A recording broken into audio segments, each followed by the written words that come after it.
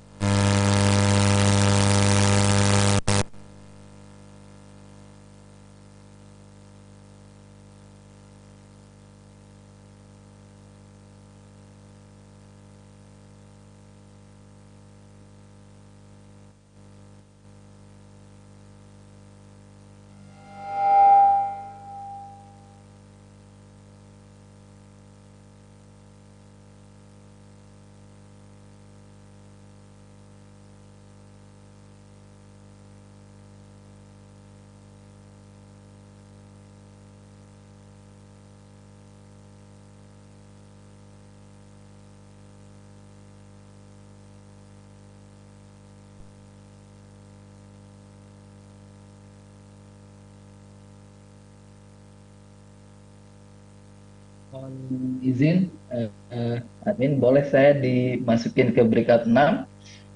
Mohon maaf tadi sedikit terlambat. Baik, Pak. Mohon ditunggu ya, Pak. Baik, Bu. Terima kasih.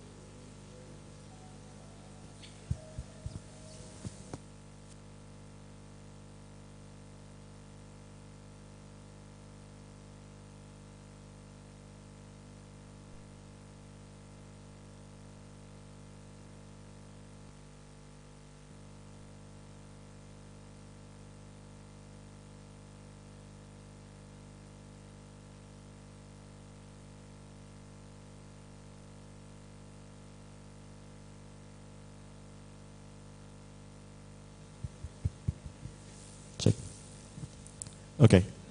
Assalamualaikum warahmatullahi wabarakatuh.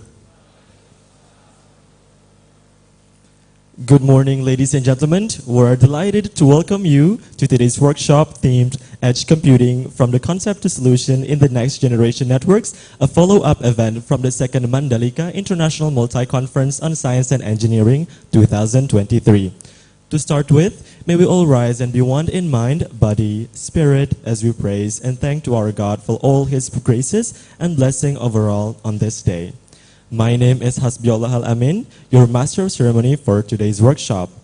First of all, it is an honor for us to introduce and welcome the guest in this conference, the Honorable, the Dean of the Faculty of Engineering of University of Mataram, Insinyur Muhammad Syamsu Iqbal, PhD, the Honorable, the Chairman of the second MIMSE 2023, Mr. Agung Mulyo Widodo, PhD, our keynote speakers, Mr. Khojat Bagban, PhD, Ms. Prinsi Papachan, PhD, Professor Bridge B. Gupta, Ms. Maria Mikaela Q. Hamora, and Dr. Mushur Rahman from Global Research Center for Science and Technology, India, and all participants in today's conference.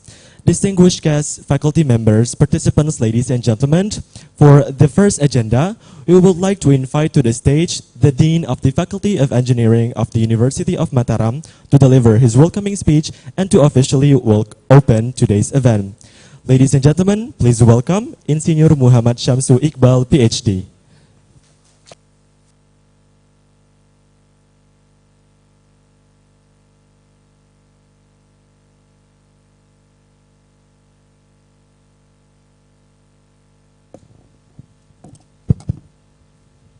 Bismillahirrahmanirrahim. Assalamualaikum warahmatullahi wabarakatuh. Good morning, everyone. The Honorable Rector of Universitas Unggul, or the representative, the Honorable invited speakers, Prof. Khojat Bagban, distinguished guests, committees, participants, ladies and gentlemen. First of all, we thank to God who grant us healthy and opportunity so that we can gather today in this room to attend the workshop on edge computing from the concept to the solution in the next generation networks. Secondly, I would like to welcome all of you to this university, University of Mataram, or in Indonesian, Universitas Mataram, and also to the one of the most beautiful islands in Indonesia, Lombok Island. Hope that you all can enjoy your stay in this island.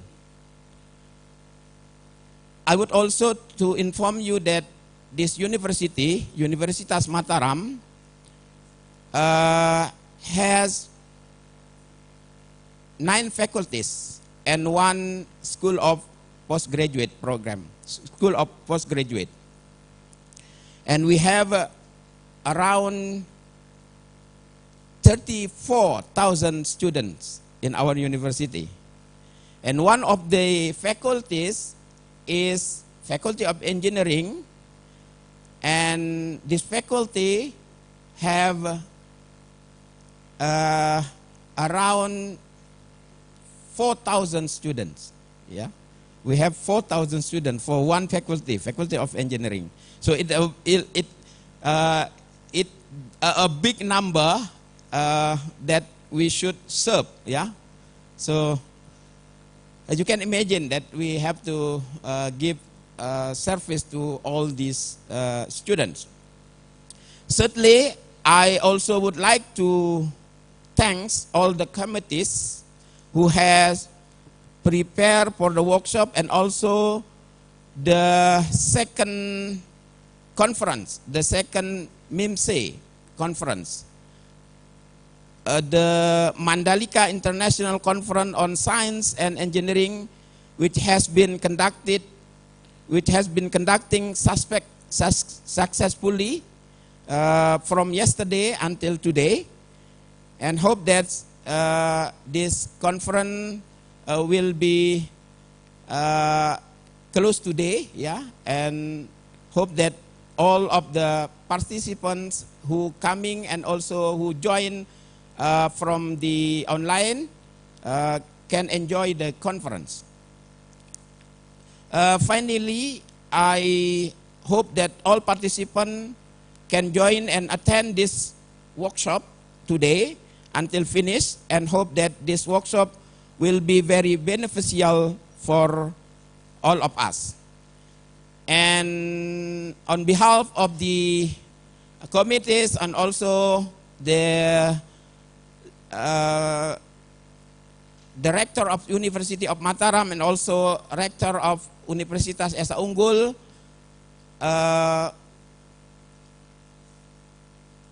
this workshop is officially open. Thank you very much. Assalamualaikum warahmatullahi wabarakatuh.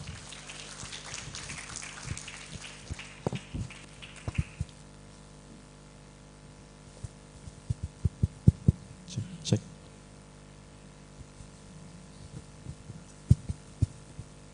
Thank you for Insinyur Muhammad Syamsu Iqbal for the welcoming speech and for opening today's event. Ladies and gentlemen, let's jump to our main agenda, a workshop theme Edge Computing from the concept of the next generation networks that will be delivered by Professor Hojat Bakban from the Department of Artificial Intelligence, Changchun University, Taiwan. Before we invite the speakers to the stage, I would like to introduce our amazing moderator. Her name is Nadia Sari Agita, MMT. She is an assistant professor in the Department of Informatics Engineering, University of Mataram. She obtained her master's degree from the 10 November Institute of Technology in 2012.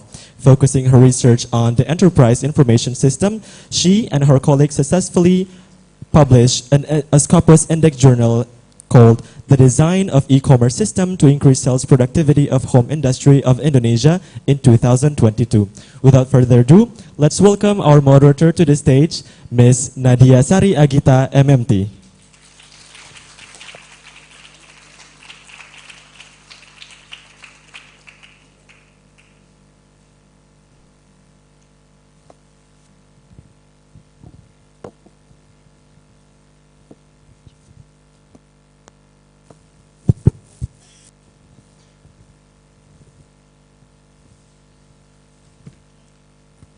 Thank you for our Master of Ceremony.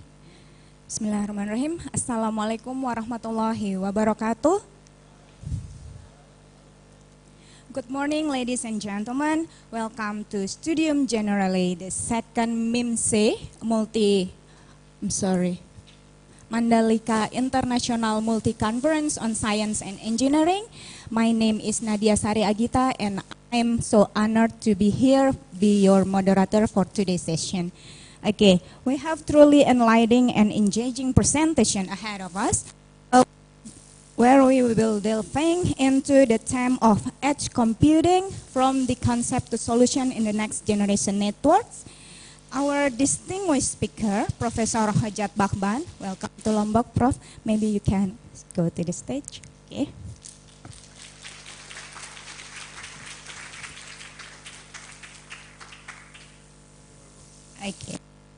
Okay. He's bring a wealth of knowledge and expertise in intelligent cyber physical system research group. Okay, please allow me to introduce him in a brief CV. Okay. Professor Hojat Bakban is an assistant professor in the Department of Artificial Intelligence at Changchun University or CGU Taiwan. He received PhD in EECS from National Chiao Tung University or National Yang Ming Chiao Tung University, Taiwan. Dr. Bakban is an executive member and membership director at the IEEE Technical Committee on the Cloud Computing or TCC-LD. Senior research in UK and Canada. During his research and academic career around 17 years, Dr. Bakban served as director in CS Department IAU University. He has experience in leading and collaborating in several research in edge cloud computing and smart network orchestrator in the light of developing 5G network in Taiwan and UK. His recent research and contribution include AI solution for optimizing service in 5G and distributed computing environment like edge cloud continuum. He has contributed to designing and developing the edge capacity usage optimization and proposed edge AI specific algorithm. It's approach through deep reinforcement learning or DRL. He has designed a DRL dispatcher algorithm which solves scalability issues under the integrated edge environment at 5G networks. Dr. Bahban has been investigating edge intelligence solution for medical image classification in the light of supporting data privacy at healthcare centers. Dr. Bahban also has been collaborating with several international journals and conferences. He served as guest editor at special issue with the title is Mobile Cloud Computing, Wireless Network, and IoT. Dr. Bahban was serving as publicity chair at IEEE international conferences like Datacom 20 and 22, FCP 20 and 22, and SAGC 20 and 22, where he was a member of the editorial team of the as well. Advisory committee members of MIMSE 2023 and also Dr. Bahban is a senior moderator of the IEEE TCC LD webinar series. Okay, please give him applause.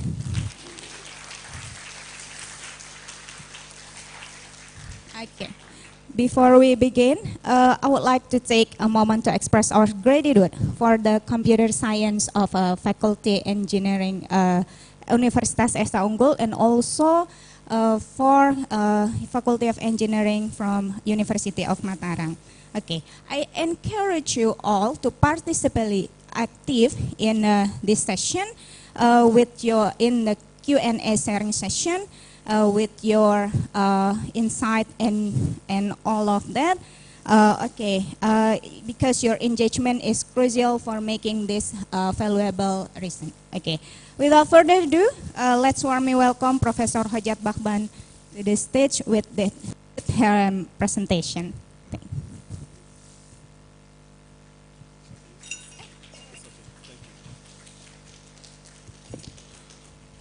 Good morning. Thank you very much. I appreciate for your coming. So today we will talk about before starting the talk, may I ask you how many guys are computer science students? So if we have majority of the guys, if you are the computer science students, maybe you know the topic of the edge computing and distributed computing paradigm. So this talk, we try to be kind of using some use case with edge computing and AI, how AI will be joined into the edge computing and how both these two computation paradigms support each other. Okay, so before starting the talk or about edge computing, let me introduce my research group and also where we are. Basically, I think it's not working. Okay. Basically, we are at the Intelligent Cyber Physical System Research Group. Maybe you heard about the CPS system. CPS is not new, cyber physical system, but in the era of the event-driven environment, data-driven environment, we can not only use the cyber physical system, we need AI.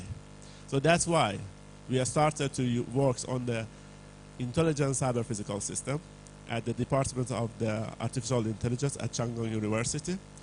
So before starting the workshop, I would like to introduce you about our team.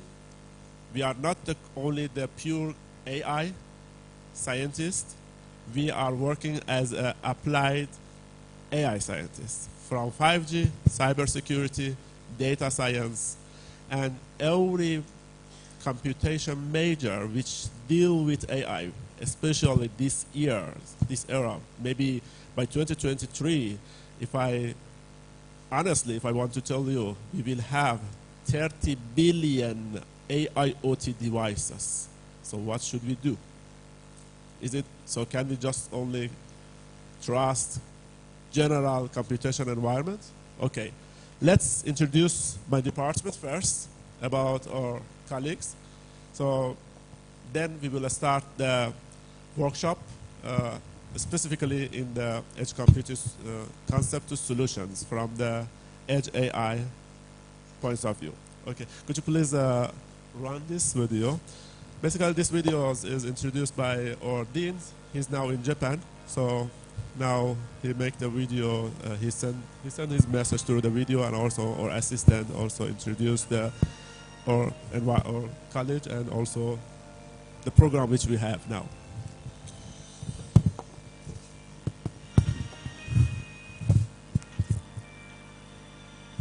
This is the campus of our university. So basically, we are near to Taipei, in the border of the Taipei, between Taipei and Taoyuan. So this is basically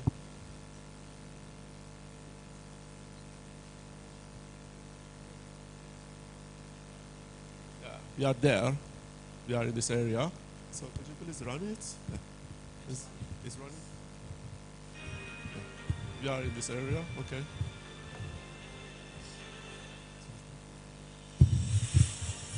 We have three colleges, four colleges.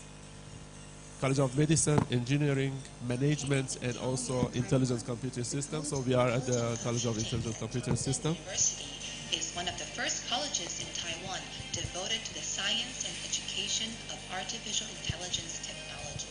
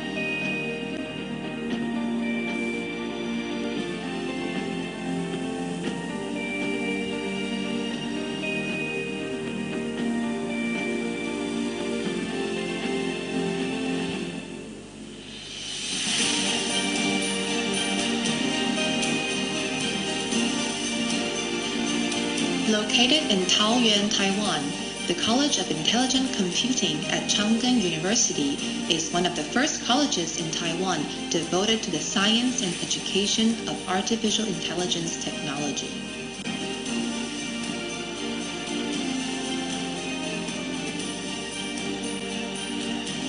Hi, I'm KJ Lin, Dean of the College of Intelligent Computing. Our vision for the college is that AI will be an infrastructure for human society. AI will be in everything, everywhere, and used by everyone.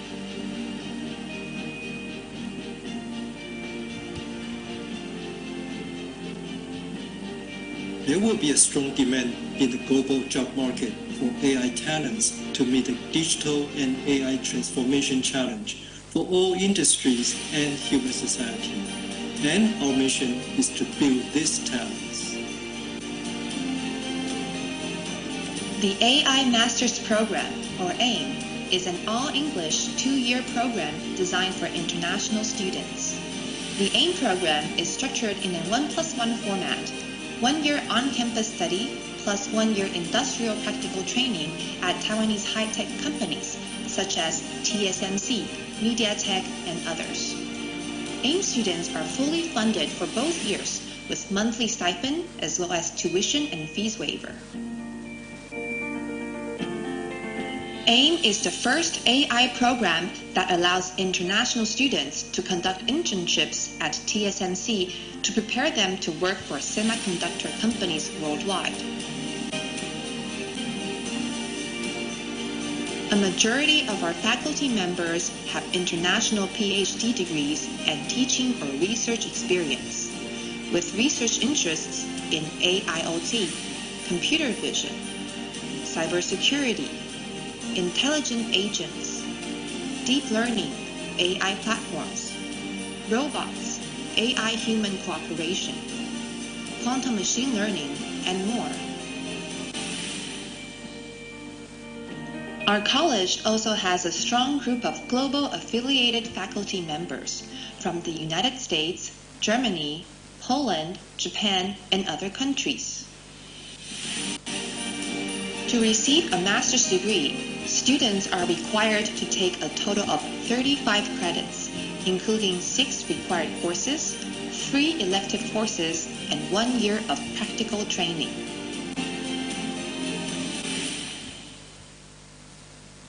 CGU and AIM offer a friendly learning environment with well-equipped dormitories and many cross-cultural student activities.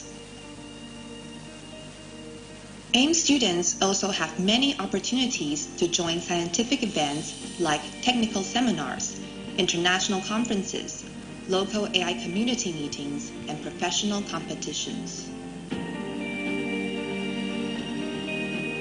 Taiwan is a leader in the high-tech industry. Graduates from AIM will find job opportunities in companies that have a global market, such as TSMC, MediaTek, ASUS, Quanta, Compal, and also many emerging AI companies such as Apier and Taiwan AI Labs. To apply to the AIM program, please go to the CGU application website for international students. More information about AIM can be found on the College of Intelligent Computing website. We look forward to meeting you in Taiwan. Together, we can explore, create, and lead a new AI future for human society. Please come join us.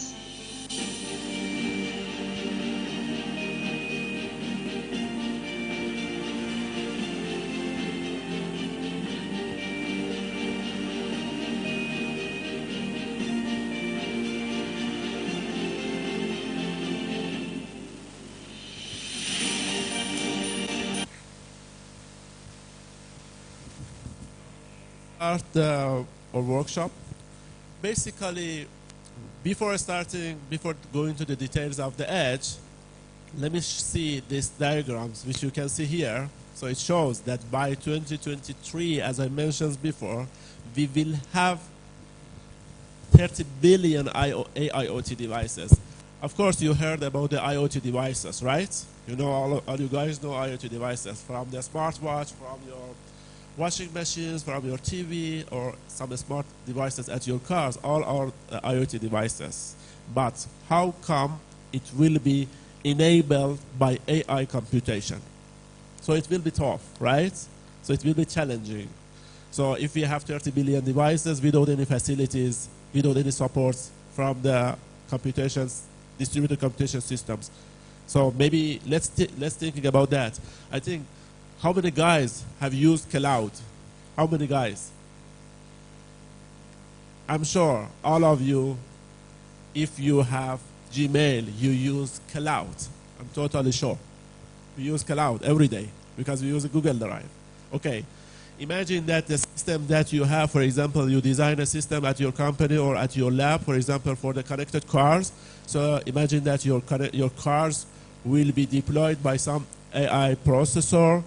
But AI processor needs high storage, needs high power supply. Can you buy a car with high power supply? Of course, no. After some hours, it will be depleted. So what should I do? If I use a cloud, for example, if I have the connected cars or some vehicles enabled with AI devices, of course, I can use a cloud. I can run my data on the AWS.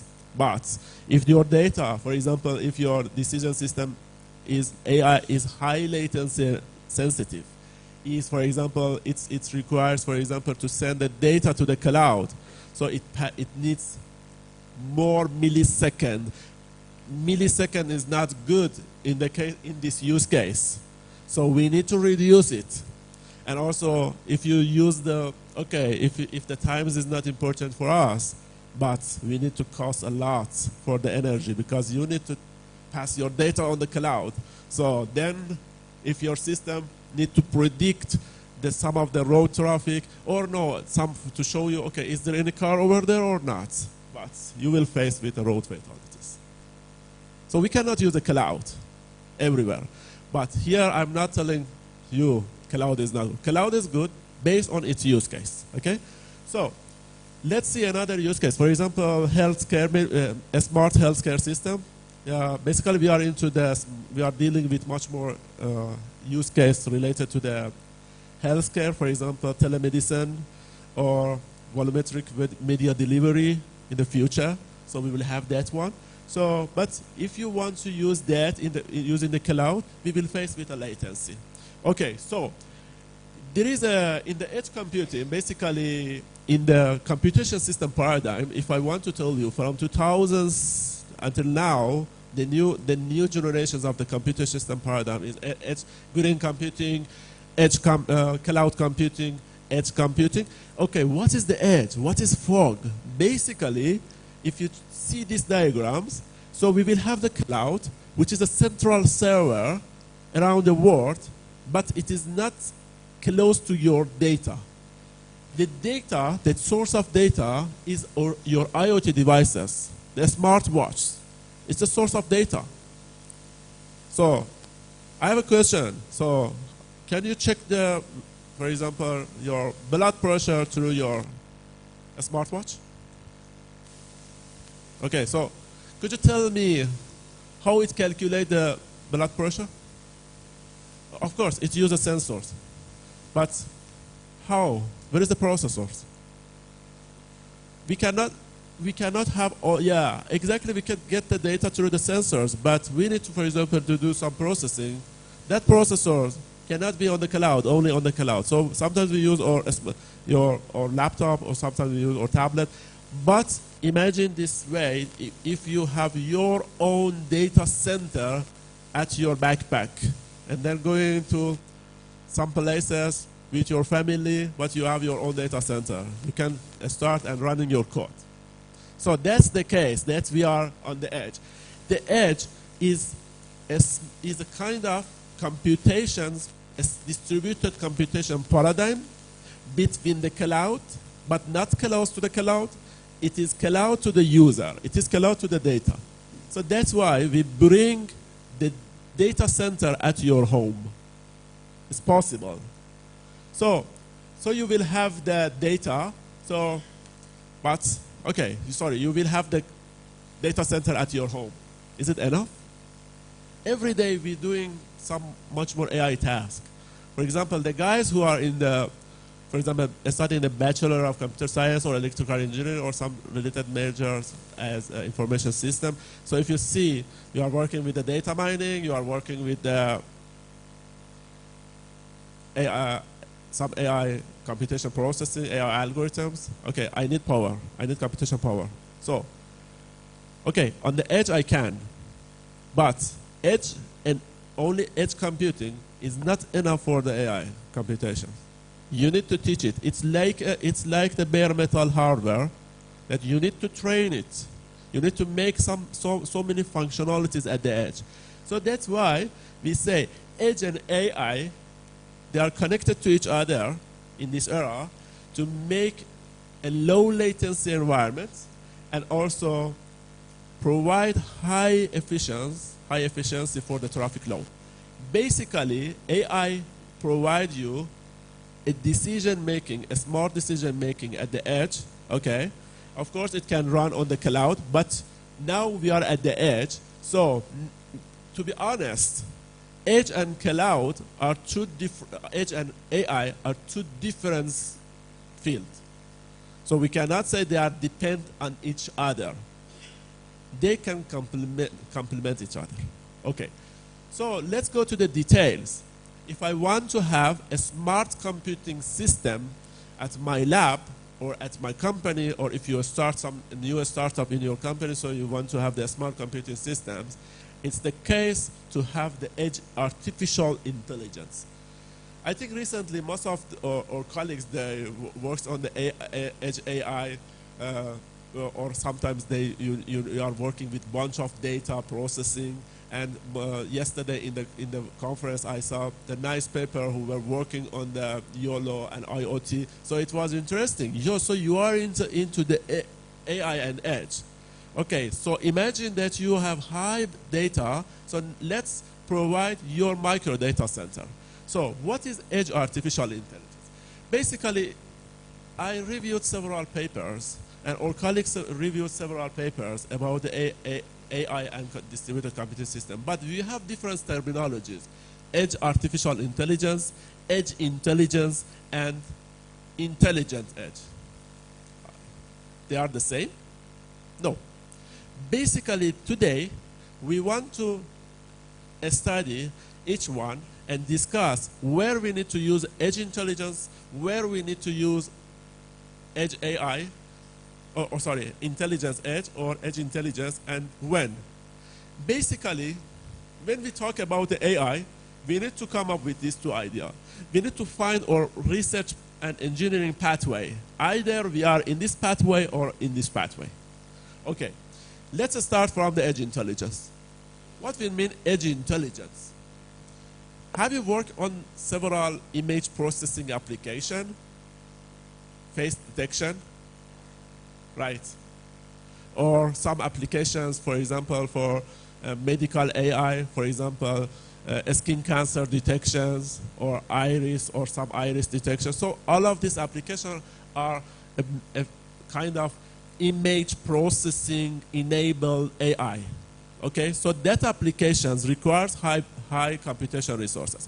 Whenever we decide to bring AI applications to run at the edge computing, close to the IoT devices, close to your data, it is the matter of the edge intelligence. So this case, through the edge intelligence, you will provide AI everywhere on your machine, on your home data center.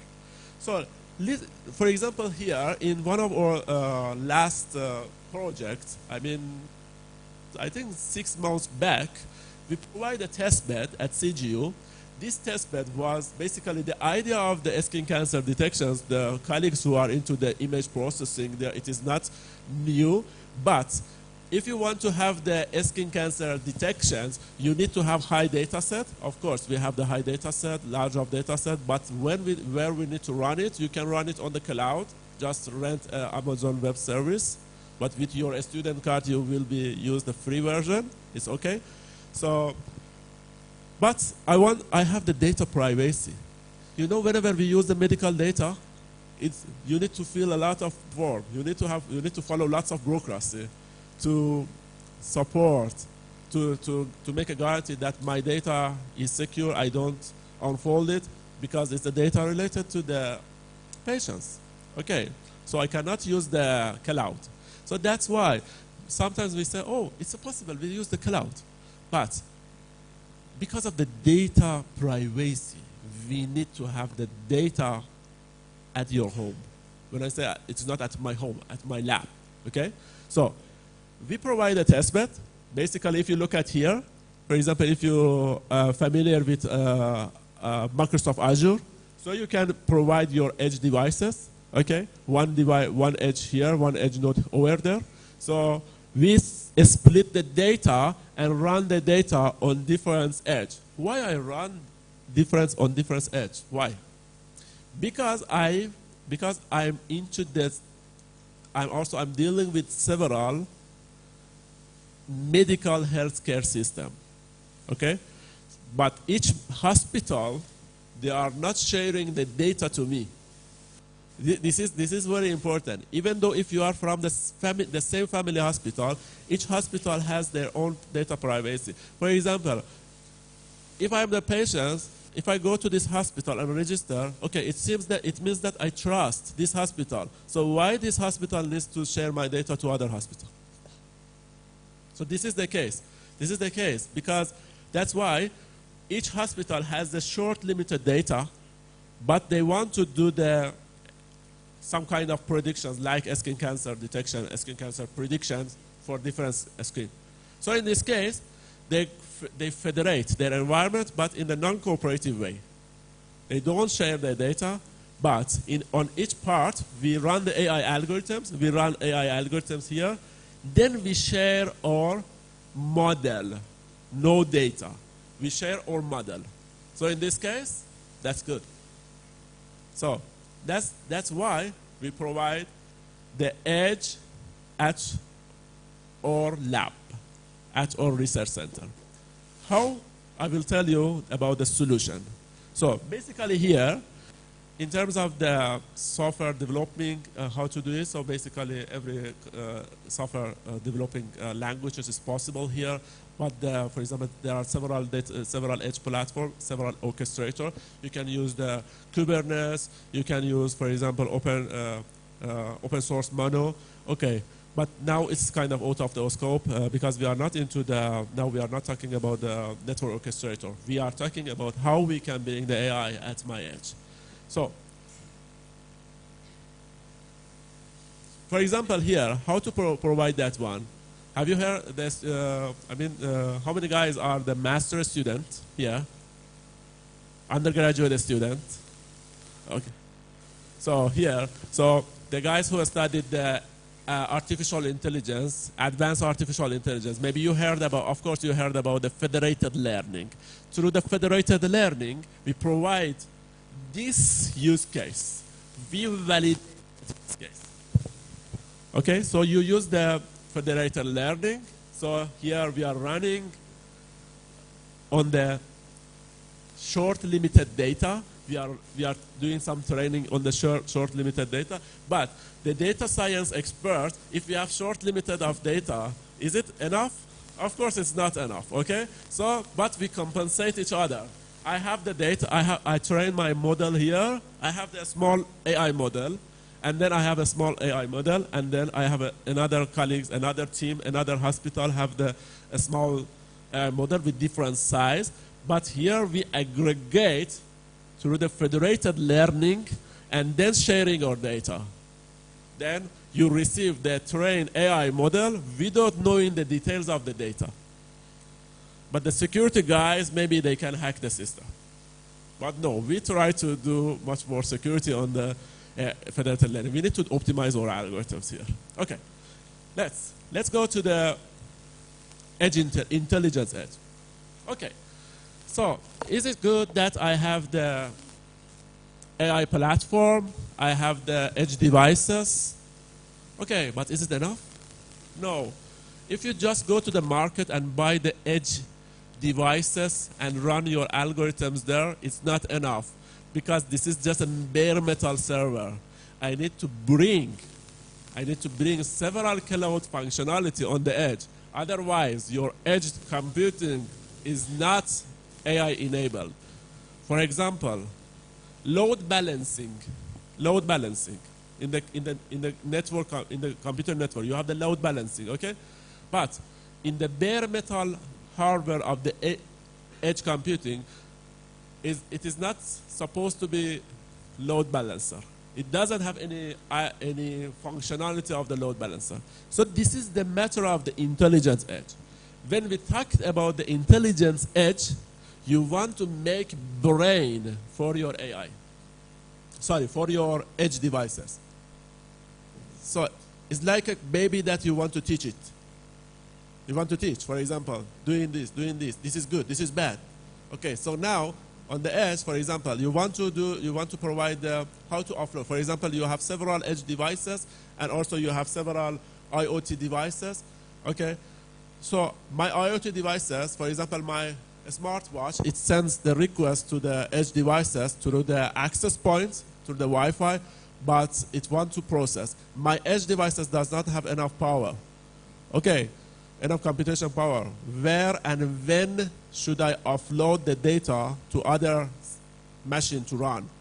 So this is the offloading. But offloading is not the functionality is not working. Okay, sorry.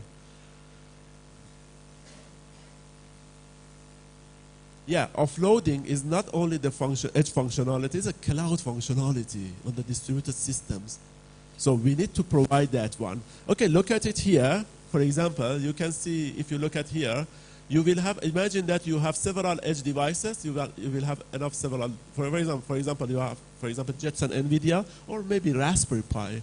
Okay, let me think it really simple. For example, if you have your Raspberry Pi here, Raspberry Pi here, Raspberry Pi here, but your Raspberry Pi does not have enough computational power, right? If you use the Raspberry Pi, it doesn't have enough computational power. If you have large data from your IoT devices and want to send it to Raspberry Pi for processing, it does not have enough power. If I had an orchestrator to decide where and when to predict whether I should offload the data to other edge nodes to process and vice versa, is it the case? Is it okay? Yes, it's good if I have this functionality. So then you start at your lab and write the algorithm for the offloading, and then you deploy that algorithms on your orchestrator, for example, like Kubernetes, then you will have this functionality. So if we can provide cloud-native functionality at the edge, totally you provide your micro data center. So this is the idea that we had in 2020, and we published it in the Computer Communication Journal, this idea. We use basically we use the optimization techniques for deciding where and when to deploy, or when and where to send my data to other edge nodes and run it. Okay, but there are some issues. Do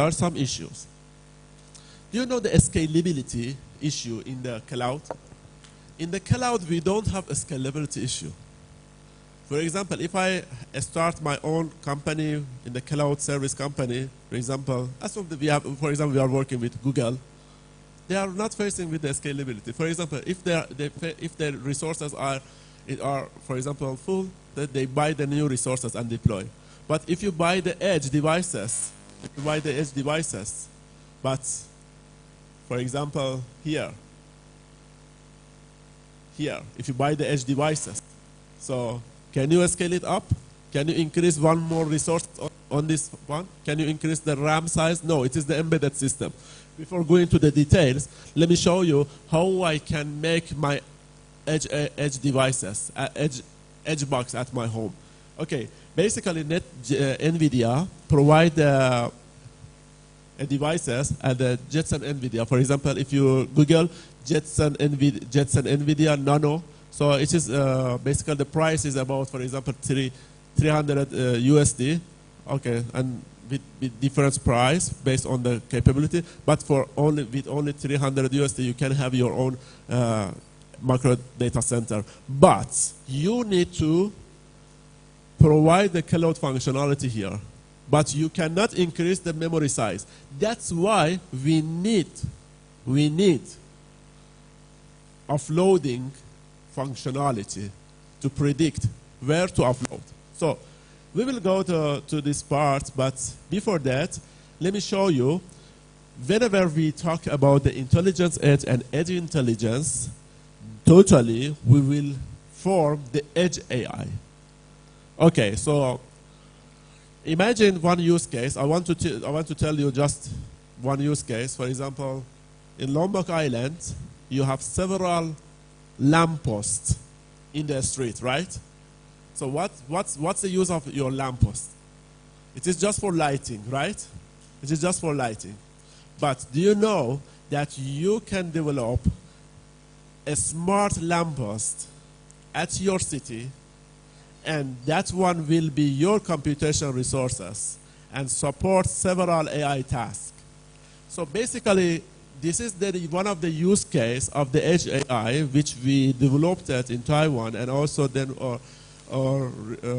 our company collaborators then commercialize that to deploy it in Mako with 2,000 edge nodes. So how? Basically, we can have the edge devices to be deployed on the lamppost. So basically, your smart IoT devices are either connected to the cars or connected to the, for example, connected to some other devices, for example, some wearing devices.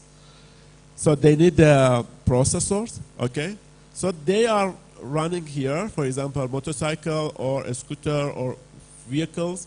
They are equipped with IoT devices, but instead of using the cloud services, they just send their data to the edge devices in the roadside unit and then passing. But when they send the data to this roadside unit, they are not braked to start to run. No, they are going, maybe they will receive the result after 100 kilometers later, but they are not receiving the results from this one because we are connected. We are connecting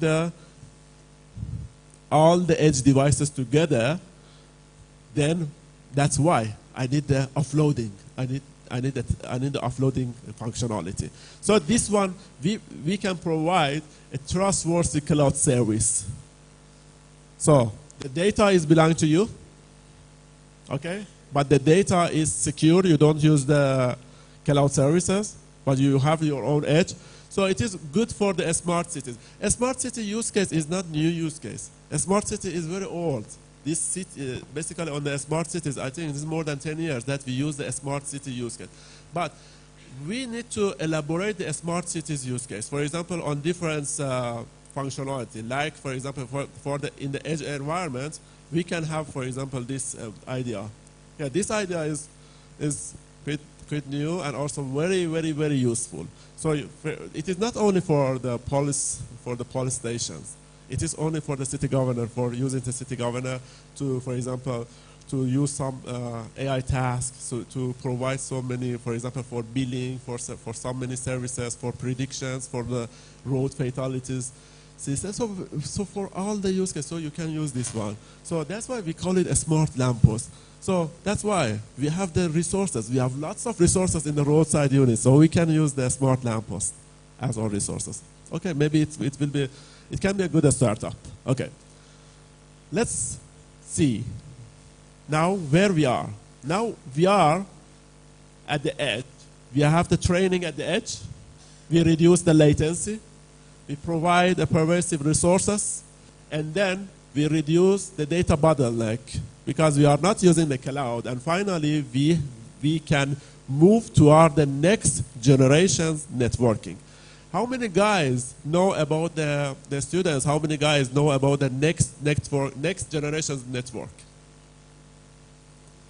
Next generation network, NGN. I'm sure you heard about that. 5G.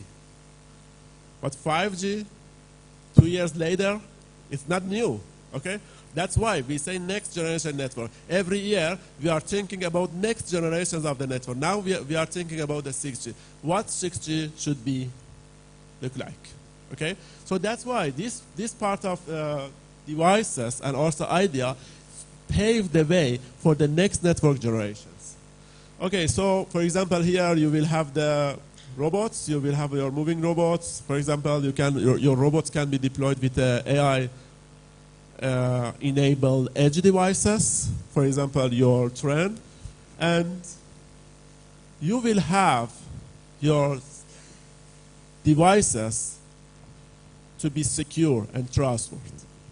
So for example, here, if you look at, you will have, so for example, YouTube, you will have several, for example, AWS, Google Cloud. Okay, all of them are the cloud services. But you will have the same, providing this functionality, the same functionality besides your data. So that's why never ever, we never ever get rid of cloud. We need cloud as our backup. But because since we have some limitations in different use cases like medical data, we use the edge, okay? Then you will have the edge. It's possible to make it. You can have, for example, your edge devices, you can provide it at the box and then carry it. You can provide your Jetson NVIDIA and deploy it with, and also connect it with your Raspberry Pi and several sensors and make it in the box and then go in. So you don't need to buy the, don't worry about it. If you Google the Edge box, don't worry about the price because the Edge box, which is in the market, so it is just commercialized with different licenses. But me as a researcher and also students, if I want to use the Edge, if I want to have my own Edge, I can make it just on the developing mode. Okay. So this is the devices which we mentioned. So you can have processing, training, if you are need to do some compressing, validating, deploying, all will be here. But in the past, if you are using only Raspberry Pi, you can have, you cannot have much more training there. But through this one, you can have this. It is good also. In my lab, we prepare these devices. We bought 35 Jetson NVIDIA, we make a cluster, edge cluster. So then it's a kind of, so the students can also use that devices in the federated way. Okay, let's go to, is that working? I'm not sure. Okay.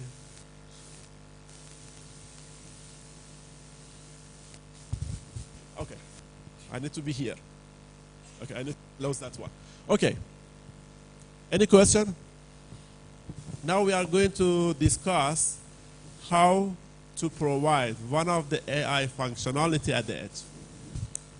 Any questions before going to the details? Okay.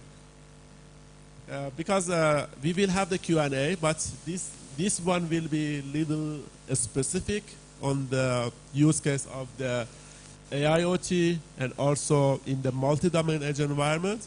Okay, so we have studied, now we discussed about edge AI. So now you know the difference between edge AI and also between the edge intelligence and intelligence edge. But now we want to provide one of the functionalities at the edge. For example, you will have several edge nodes, a multi-domain edge node. Okay?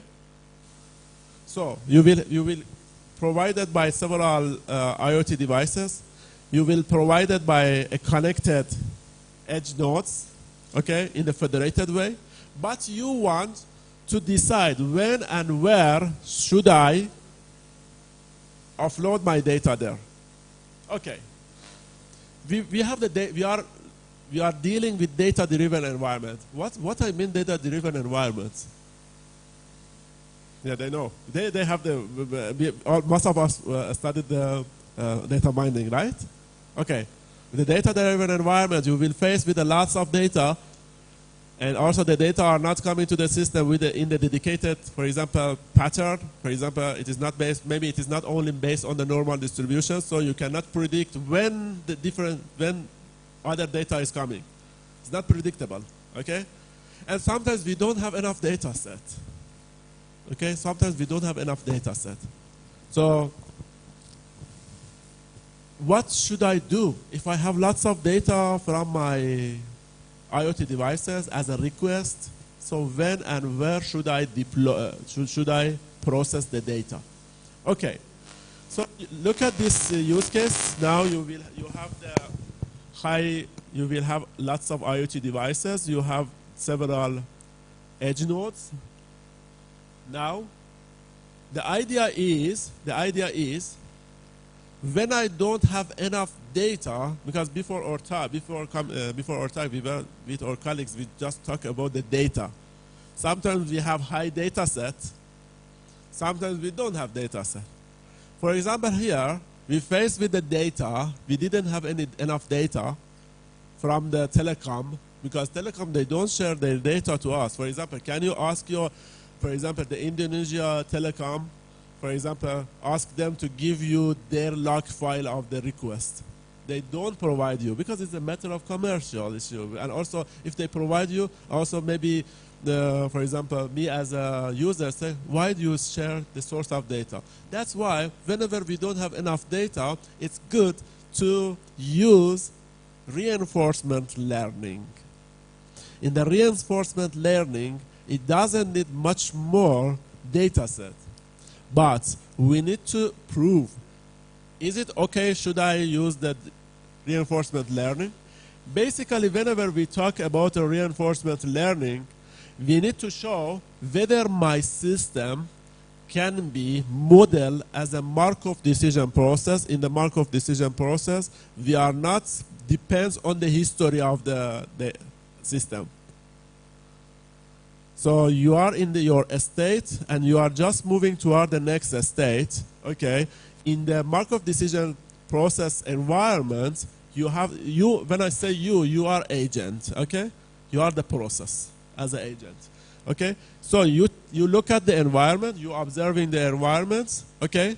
The environment is your AIoT ecosystem with bunch of edge nodes and IoT devices.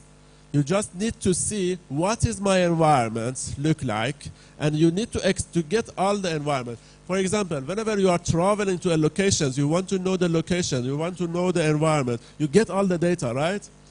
Where is my hotel, this street, also which supermarket are there, which restaurant are there, where should I go, or whenever you want to live in the residential area, for example, for our kids, we check, oh, where is the school? We are observing the environment, okay? This is the matter of the MDP. We need to get your environment. For example, here, just look at because basically it's kind of practical. Okay. For example, this environment, this part, which data, which information you need to know about your environment? Which information you need? It's easy. For example, how much CPU I have? How many CPU I have? My CPU utilizations. Okay, how many percentage of my CPU is allocated? How many percentage of the CPU are not allocated? And how many data, how many IoT devices are registered to my system? And also another one, all this data will be the environment. For example, residual capacity, how much CPU is remain, how much GPU is remain, storage, bandwidth.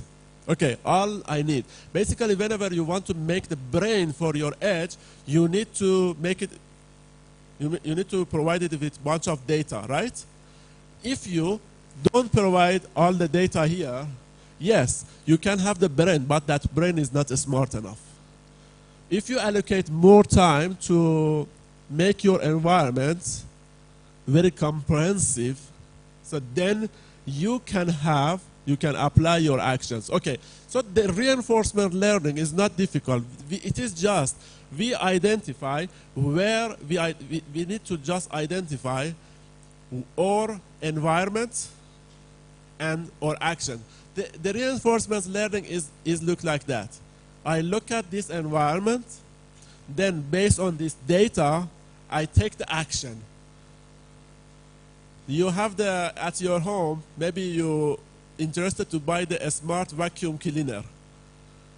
You see the smart vacuum cleaner, it's going, and when it's for example, it's faced with a wall and then changing the direction, right? Exactly, it's used the reinforcement learning. For example, your kids, each of us, during our childhood, our brains was exactly look like the reinforcement learning.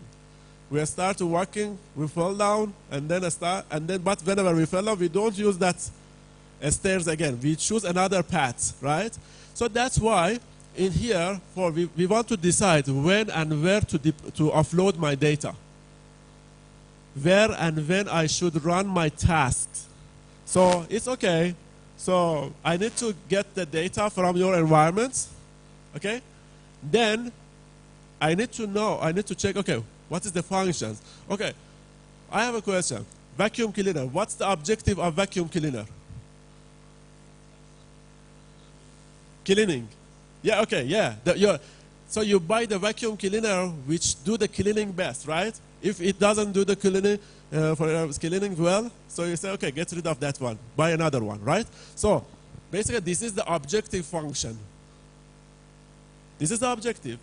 My objective here, since I had different telecom because I assumes that each devices belong with different telecommunications and resource provider. So that's why the objective was to increase the profit. I wanted to increase my profit. But you as a user, your objective is to reduce the latency. You don't want to send a task to the edge nodes and then wait for some days later to provide your result. Is it the case? No, we don't like that. For example, or vacuum cleaner. Shall we run it for 2 or 3 days? No, we are not in the era of the mainframes. We are in 21st century with the ultra low latency sensitivity. Okay? In that case, my objective is minimizing the latency and maximizing the profits, which means my revenue is increased. Okay? So in this case, I make the action, I write the action formulations. It is the objective function formulation. And then, okay, if my vacuum cleaner do the well job, or for example, if you have the pet and you are training the pet, and if they do the well job, so you give it some food like the reward. Exactly, this agent is a baby that you are training. So you give it the reward, and then you provide the discount factor. What is the discount factor? Okay, assume your vacuum cleaner do the well job, but after 5 hours. Is it good? No. You need to. You shouldn't give the reward. Give the equal reward for the vacuum cleaner or for the robot who did the well job after 1 minute, and the other one who provide a good job after 5 hours. So the reward should be discounted. This is very important in the reinforcement learning. We call it discount factor. Discount factor. So whenever we make this basically for tuning. If your agent is patient, we make this discount factor very low, close to 0. It's just a trick if you want to tuning your AI algorithm. Okay, if you are not patient, it should be close to 0 to train very fast. But training very fast, you will face some issues. It works, but sometimes it's not doing much more functionalities precisely. Okay, so I provide my reinforcement learning. That's it. So how to do it? So now you need to have the programming skill. Okay, then start to develop this on your module, on your system. So you need to, for example, if you know the Python programming, but it's not very, for example, 100% as a full stack developer. If you know the Python programming and knows the Kubernetes or some other orchestrators, then you can deploy these algorithms on your edge devices. Then you can run these algorithms on your devices. Okay, so basically, this is the module which we designed. Okay, we provide a portal. Okay, the portal was developed by one of our developing team on the company, but we were collaborating with them from our researchers. Some of our researchers were having the internship in the company, as we discussed in the first. Our colleague discussed in the first video. So for some courses, they need to go to the company. So that part, they developed it, the multi-vendor, multi-access edge computing platform. It is just a portal. So we receive the IoT device, IoT request. Okay, so I have the federated information service. The federated information service is a distributed database. It is a database which is logically distributed on different edge. Okay, it gets the data from different edge nodes. Which data? Which data? Basically, you remember in the reinforcement learning, I mentioned we need to collect all the environments, informations. Yes.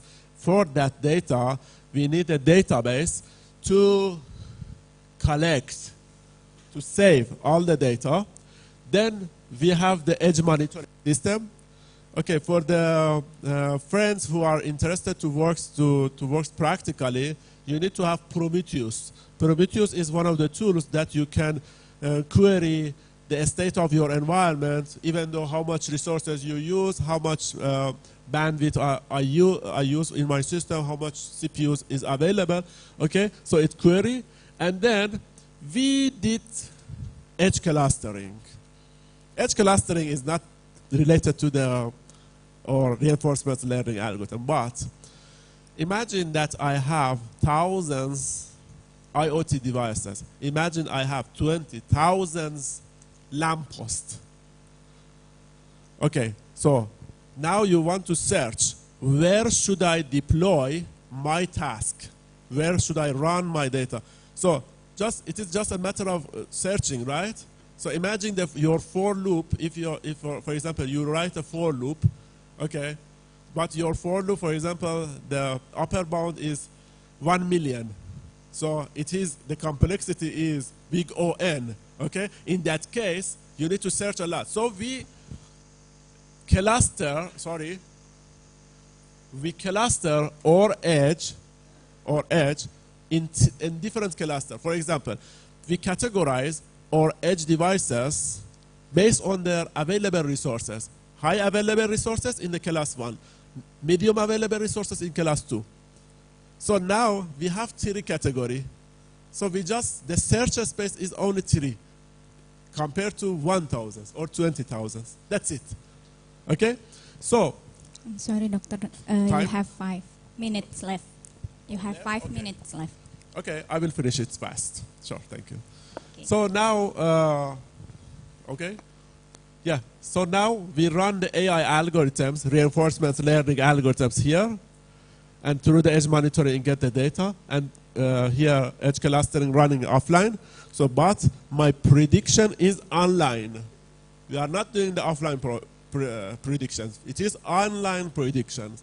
And then it decides where to deploy, and then through the edge gateway is just a switch that we need to pass the data to other edge nodes.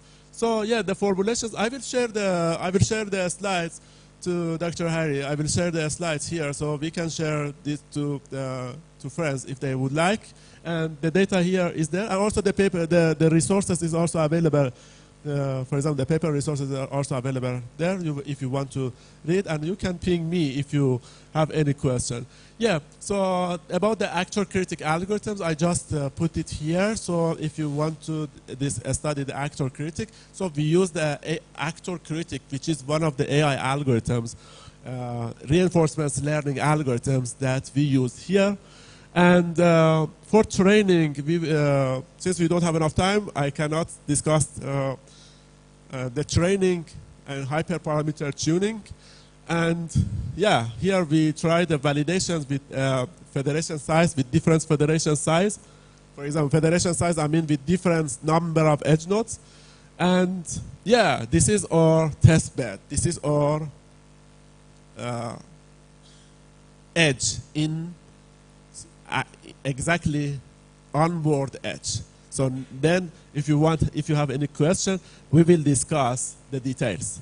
So yeah, thanks our teams. We were a group of persons, so we were 35 persons, so 35 researchers in the edge computing. So we deployed that in the city under the different use case. And yeah, so now that is running. Yeah, so that system is running now on the digital mobility use case. So hopefully we can collaborate, we can working together. Even though the distance, it doesn't matter, we can work through the online system, we can work together through the joint research collaborations project. And also if you would like to come to our university, you are welcome. Also, we can have the joint research project together, and also, especially, there are lots of potentiality to make the smart cities here. Exactly, we are at the edge. So now we are at the AI edge, and also the use cases. There are lots of use cases which are pure that we need to elaborate that use case. Yeah, hopefully we will discuss to each other. So I already share this research pathway for the Edge AI. It is good for the senior undergraduate students who want to do the research on the edge computing. So I will share the papers of that one besides this one, so you can study if you would like to be the Edge AI expert. So this is a good pathway that you can follow that one. And thank you very much for today. I hope it wouldn't be boring, but if the mathematics part sometimes is boring, but as a computer science students, maybe it's, or electrical engineering guys, so every time they are facing with, not facing, they're dealing with some mathematics, but it's good. So, because after that we deploy it, so we sense, we see. Because we are not into the pure mathematics, we are not pure AI, we are applied AI, into the applied AI. Okay, thank you very much, and now the time is open for getting the question from you. Okay. Thank you. Thank you.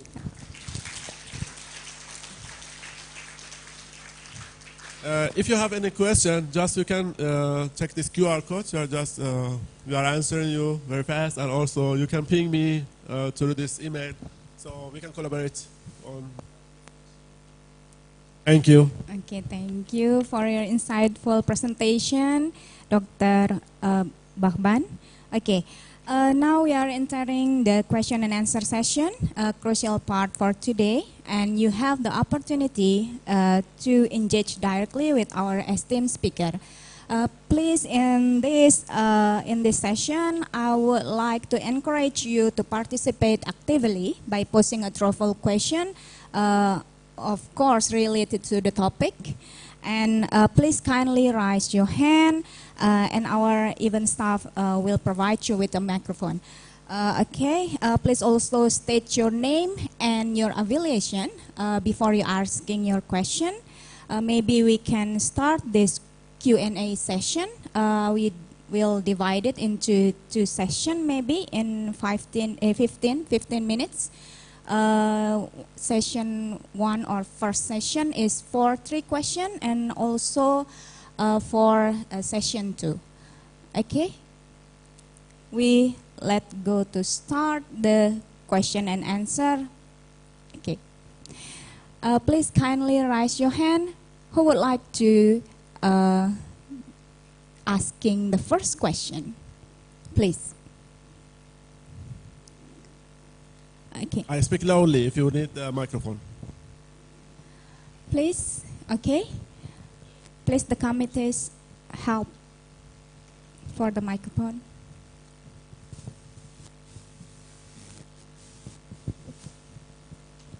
Don't forget to state your name and your affiliation before asking your question. Thank you.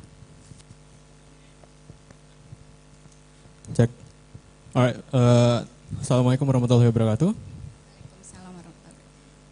First of all, I want to thank for the MC for giving me opportunity to giving questions. So, my name is Muhammad Rehan Zaki, and I'm from the informatics engineering. And then my question is, it might be possible to pivot my majority from software engineer to edge computing maybe. So, what should we do or learn first to master the edge computing?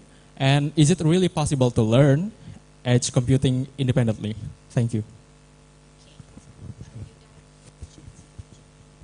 Thank you very much. The last part you asked me about you are the software engineer, okay? Yes, sir. Basically, the software developer has high to be the edge expert, because we need at the edge a higher skill for the developing. Basically, whether you are the Python developer or C program developer, it doesn't matter, because if you are developing in one language, you will be fast to switch another language.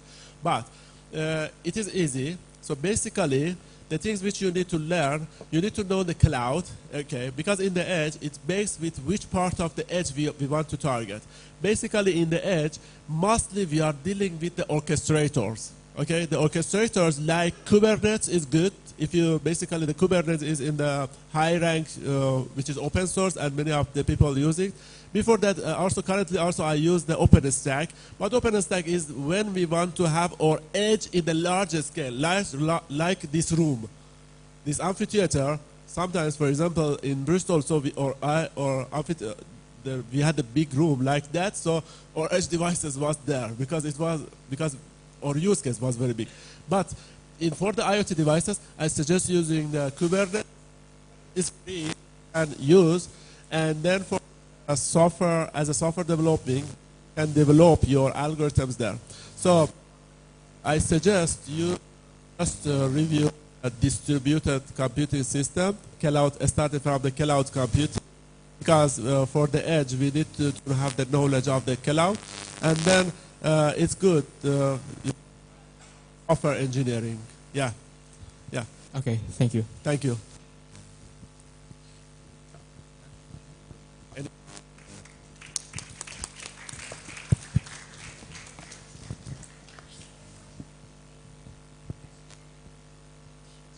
And one more thing, AI, yeah, because if you want to go into the AI, so AI plus cloud.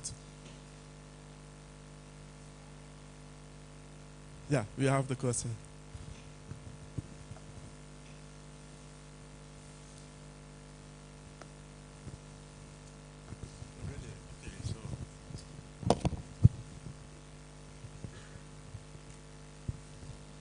Okay, let me introduce myself. My name is Rafael from Informatic Engineering.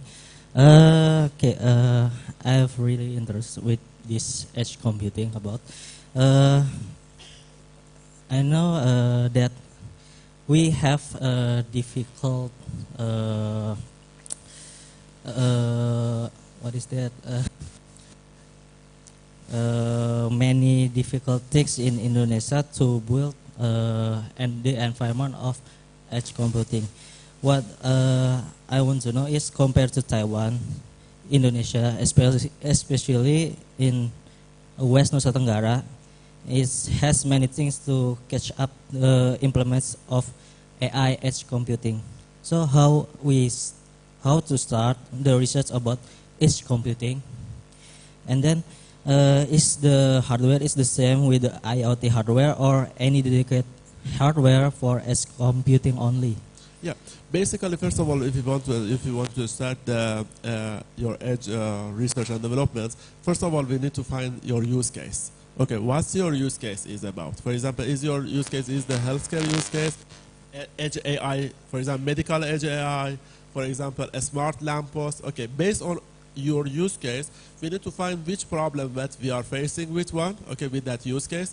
Then whenever we come up with that problem, deploying the edge is not difficult.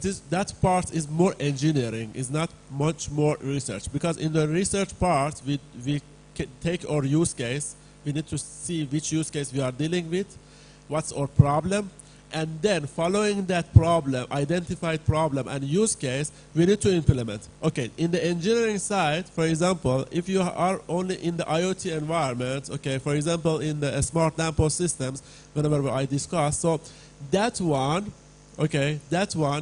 you don't need to have the larger scale edge. You can provide the devices, for example, Jetson NVIDIA.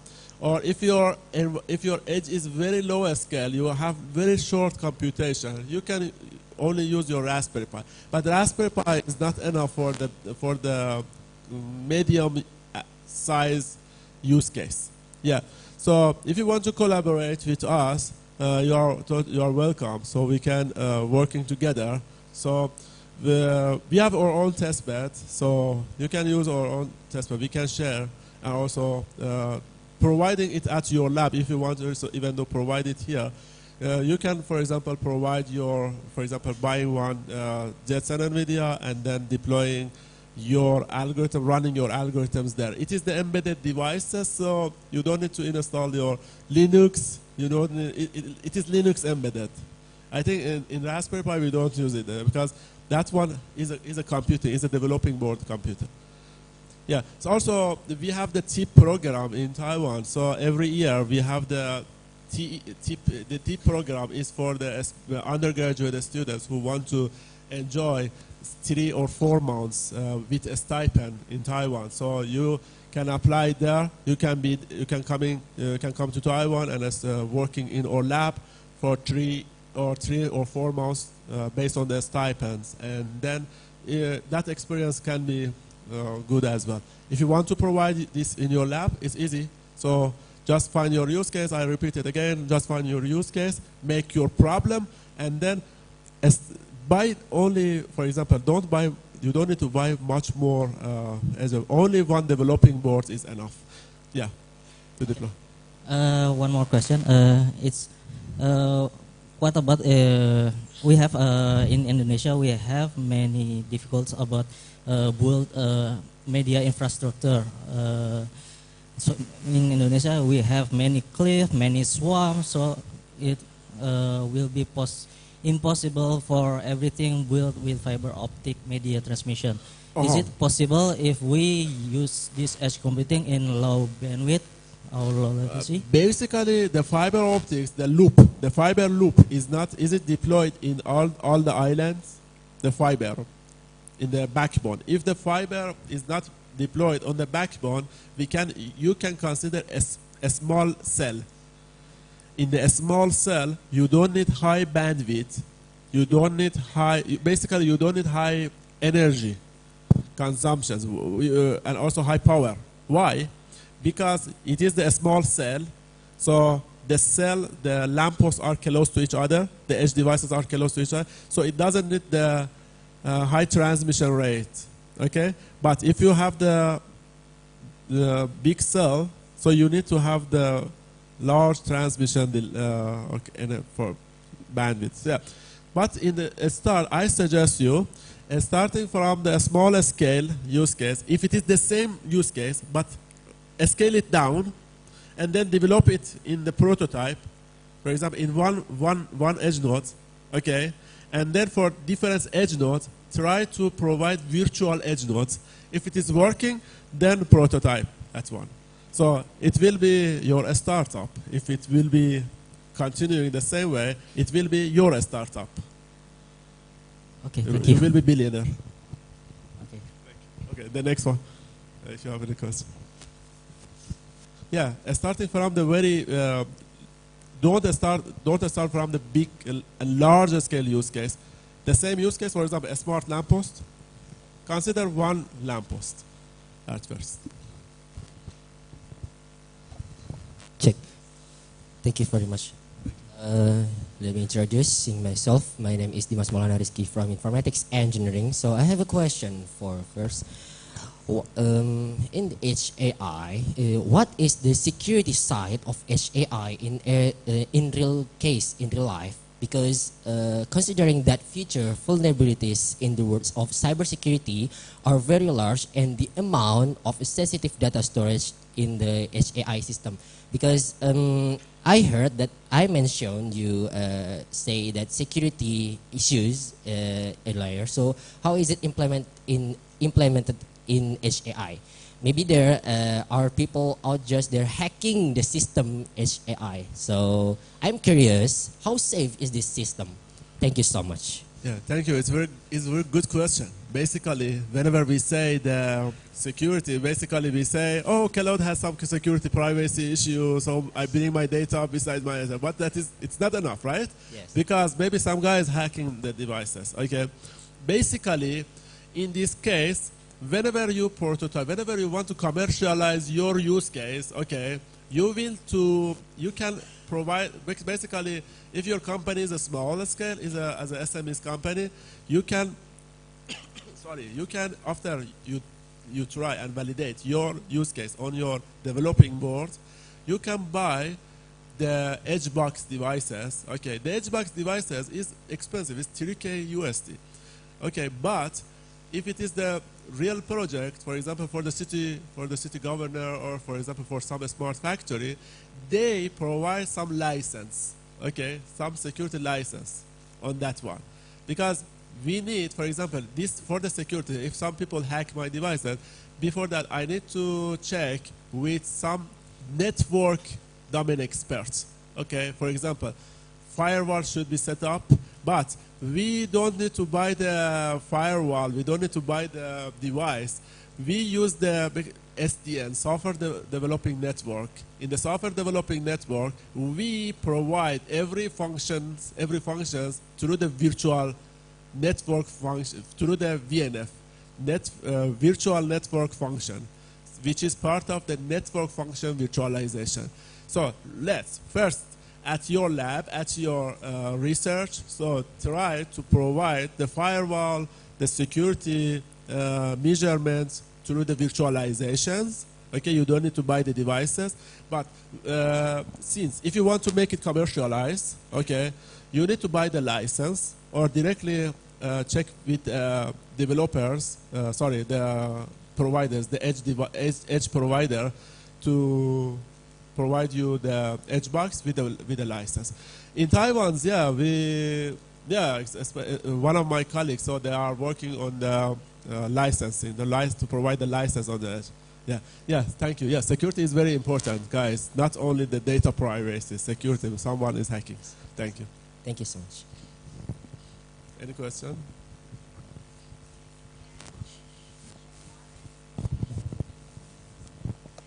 And we get to session 2 for 3 questions again. Okay, please, the committees, help.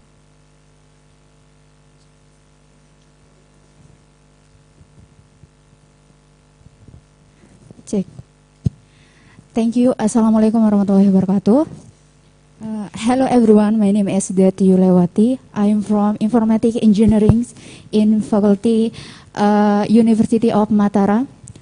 And Prof, I have a question for you about the edge computing. Like, what are the biggest challenge for professor when using edge intelligent computing, and how to solve it? I just to know your based on experience, Prof. Thank you.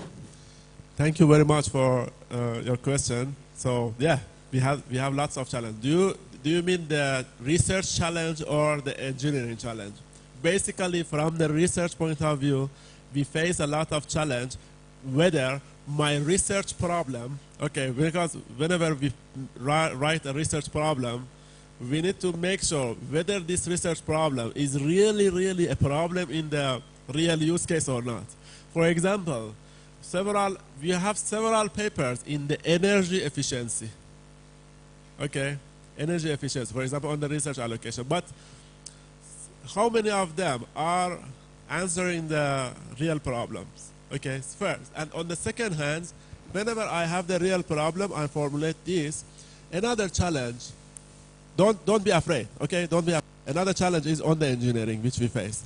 Because not standardized yet, the orchestrator, the open source are not totally standard. So we will face with different challenge. Okay, so I believe that most of our time will be on engineering to validate our task. That's why I suggest, first of all, we need to find out whether my problem is real, because if it is real, we can get the domain expert from the engineering side, okay? Because if it is not real, if the tools has not answered this functionality, how can I address this one, okay? So yeah, two challenge, real problem, and then come up with a solution in the standardization. But don't, basically, I'm not going into the standardizations because I believe I need more times. Maybe 20 layers back, we will go to the standardization. Because in the standardization, it's supposed that we get all the solutions and then we standardize that. Yeah.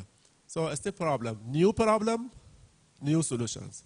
But new problem, if the solution is not new, is okay.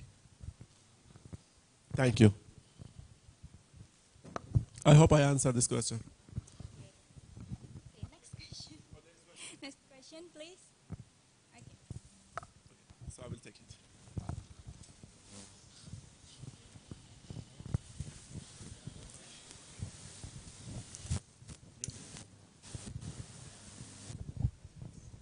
Cek. Bismillahirrahmanirrahim. Assalamualaikum warahmatullahi wabarakatuh. Thank you for the opportunity. My name is Abdi Apriyadi. I'm from the Informatic Engineering Faculty of Engineering, University of Mataram. Big appreciation for your great presentation, sir. I have a question about reinforcement learning. I've searched in the Google. Reinforcement learning is a method to train AI to do any action in one or in an environment.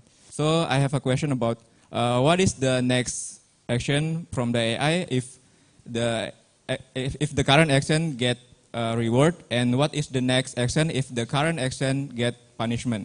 Because in the Google said that any action will get reward or punishment. And maybe one question again is, what is the most efficient method to train AI, and what is the reason that that method can call the most efficient? Thank you.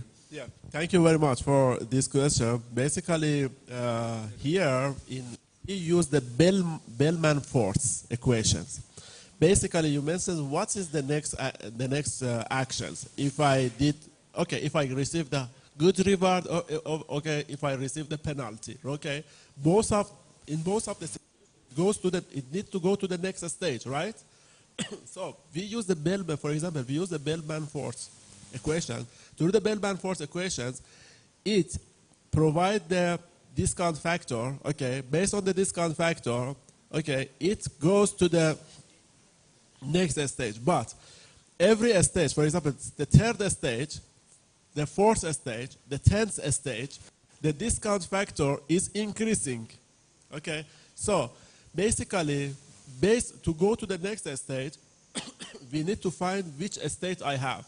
Okay, I'm in the right, left, north, south. It is my state, right? Okay, at first I define the state, and the action, we need to define the action. For example, for that use case, which I mentioned, okay, to which edge node should I deploy my task? The action item, we need to find the action space. The action space is a number of edge nodes, which we need to choose only one node at each time. So we cannot provide the general action space. For each use case, we have our own action space. But we can use the general equations as a Bellman-Force equations to follow that rule to make a penalty if this robot give the answer very late. So I will give it low point to it, but at least it received the point. It is look like in the sport. The first one received the gold medal, the second one received the silver, and the third one received I forgot the name of that metal, bronze, I'm not sure. Yeah. So it is up to us to develop that. Because in the reinforcement learning, you are the developer. You have the freedom to choose. Can you ask the last question? My second question is about what is the most efficient method to train the AI, and what is the reason? I cannot say in the reinforcement learning, we mean in the RL, right? Basically, we cannot say which method is the most efficient, because each algorithm is much more helpful for each use case. So it is the matter of trade-off. But to be honest, one point which we use in the AI, so for example, to be more efficient in these algorithms, it is the matter of hyperparameter tuning, discount factor, learning rate. There are different parameters that we need to set up. We need to just trade off. Okay, so it is. Don't be, for example, afraid if the first time, for example, my code is not running in the high efficiency. For example, if your reward is not high, we need to tuning. We need to tune. For example, have you seen the mechanics when they're tuning some of the engines parts? We need to tune these parameters. So, but to be honest, we don't have the general rule for the hyperparameter tuning. We need to choose different range. For example, at first I choose 0.1, and then if it is not working, I reduce to 0.01. Okay, so to answer your question, through the hyperparameter tuning, I can make my algorithms running efficiently. But one more thing, we need optimizations in the AI algorithms. So for each algorithm, we need to do the optimization. If you need to be very deep inside that algorithm to be efficient. Yeah. So in this case, based on the questions of our colleague, I think Mohammed, I forgot your name. Yeah, Mohammed. He want to. I think I got that he would like to work on the applied AI, applied edge AI. Your question is more core AI. I suggest it, if you want to choose the pathway, go into the core AI, more pure science, pure scientific AI, pure AI. That in the pure AI, we go on the deep of the AI optimization, not apply. So that's why in my case, I ask my domain expert colleagues about the optimizations, algorithms on the AI. So they get us, they give us that one. Thank you. Thank you so much, sir. Thank you. Next question.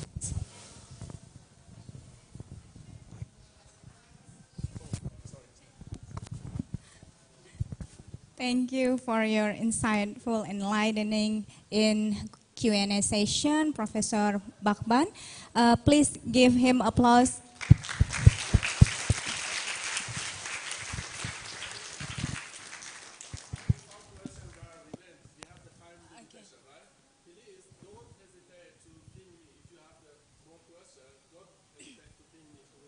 Okay.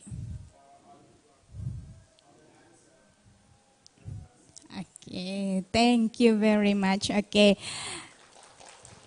Thank you. Okay, before we end the session, let me get the conclusion of this session. Edge computing is kind of distribution data in the cloud, but more close with the data center. Edge and AI not only mutually supporting, but merging each other. And Edge AI is divided into two parts, Edge Intelligence and Intelligence Edge. And we have a question from this audience, and I collaborate, we need the orchestrator to start the edge computing, and the free systems or application is Kubernetes. You can also start it with that, and also starting with the use case and deploy the algorithm with our use case in our maybe our place. Okay, maybe it's time we get the end of the session. I want to all of the audience, and also for the Prof. Hojat Bahban for the enlightening presentation. And a special thanks to committees and everyone who has contributed to making this event success. And if you have any additional question, you can please feel free to get the email. Is that right, Professor? Get the email or the barcode, and the professor can answer as soon as possible. Okay. Oh.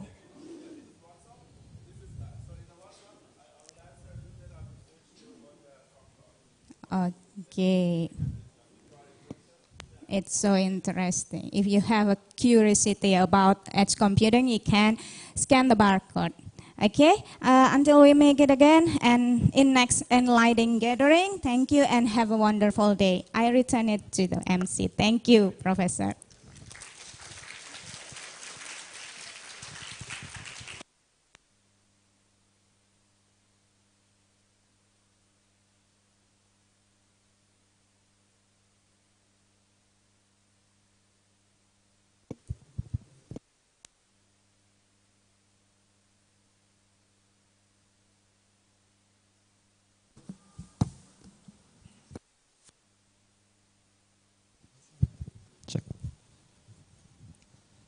right. Thank you very much for Ms. Nadia Sari Agita and Professor Hojat Bahban for the thought-provoking lecture. Ladies and gentlemen, for our next agenda, coming on for our next session, there are going to be a brief presentation from the Global Research Center for Science and Technology, India. Let's welcome to the stage Dr. Masyur Rahman.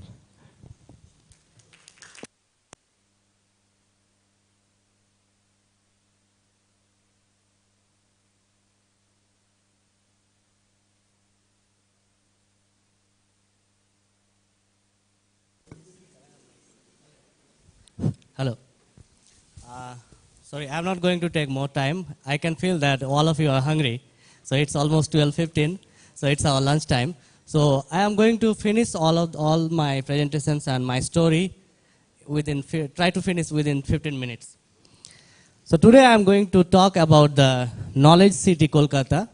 Under this Knowledge City, we have the Global Research Center for Science and Technology. I myself, Masyur Rahman, I am from India. So now,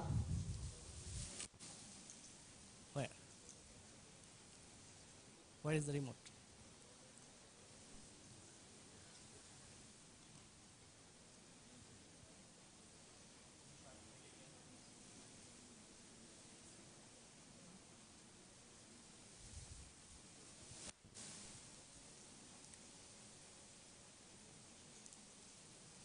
Okay, so these are our outline. So we can just skip outline, and I'm going to talk because we don't have much time. So let's see for the next slide. Next slide, please. Yeah. So we started our journey 7 years before for the awareness for skill development. Okay, no problem.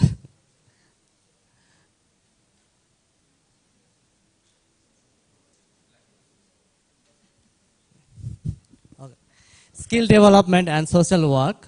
As we found, as a group of people, we found that in our state, in our city, most of the people, the literacy rate is very low. So we started doing some research for why they are not come into the field of education. As I feel in my state, most of the younger people, they are going for the labor work to another city to earn the money. It's nearly 40% of people, younger people, they spoil their life for the labor work and all those things. And we try to convince, we make different cluster in different city and society, and we try to make a committee for different cluster, and we start motivating, we start convince the families that you should send your kids to the school or for this education, let them be literate. Then,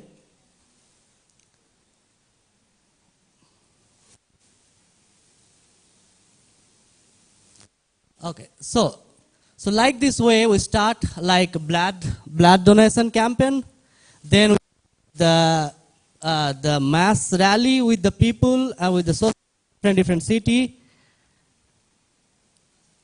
And also we started with like gathering a lot of people, like it's sometimes 50,000 to 60,000 people, some gathering or like that.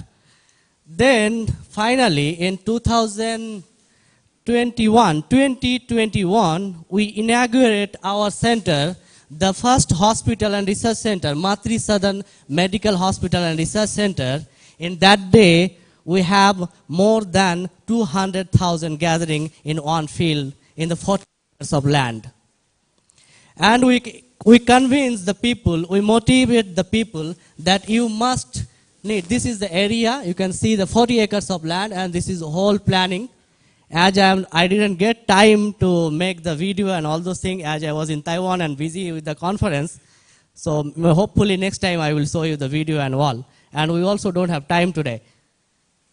So we ask and motivate the people that you don't need to pay. Just bring 1 or 2 bricks for us to make the building. And that day, 200,000 people brings 1, 2, 3 like these bricks to build the building for 40 acres of land. It's near about 17 hectares.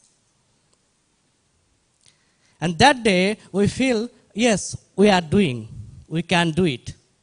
Then after that, slowly, we started, let's motivate ourselves at the area of research. So we started research with the different field, with the science, with the technology, with the education, psychology, with the different country. Even Indonesia, India, Taiwan, France, Saudi Arabia, we started in the beginning. So now, this project already finished. I didn't get the time to make the drone view and all those things. This project already done. So the Medical Research Center projects already started by the government of West Bengal under central government of India. So this is the hostel. So funding and grants. We are not here to ask you the money, or we are not here to get money from you. We don't need money. We have 60% grant from Abu Bakr Siddiqui Foundation. The president is Pirzada Abbas Siddiqui. 30% grant from Mother Mary Foundation of Education, Skill and Development Trust. The president is me. And the 10% grant from West Bengal State Government of Minority Development. So director, let me introduce the director and managing director. So this is me, Mosiur Rahman, Chief Advisory Member, Knowledge City of Kolkata and Director. Professor Princy Papachen, she is the Managing Director, Assistant Professor, Asia University, Taiwan.